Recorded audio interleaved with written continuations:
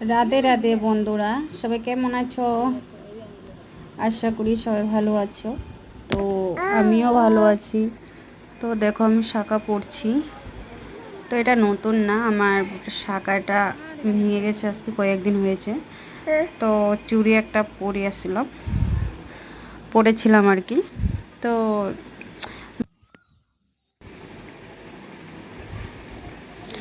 শাঁখাটা যে পড়াইবো মামিয়ে একদম ব্যথা হতে কিচ্ছু পাইবা না। আর আমি আরেকখান থেকে উঠেছিলাম, তো আমার হাতের অবস্থা পুরো বেহাল করে দিছে একদম। তারপরেও এক হাতে উঠেছি, এক হাতে উঠাতে পারিনি। আর যে হাতে পারে না আমার মামি, ওই শাঁখাটা আমার ওই হাতে পরাই দিছিল। অনেক অনেক ভালো জানে শাঁখা পরাইতে। তো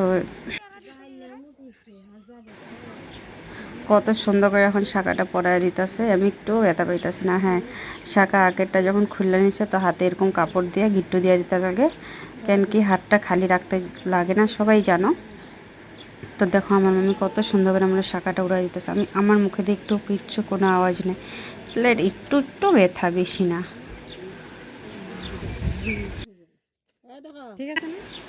এই যে এখন উঠাই দিচ্ছে শাঁখাটা।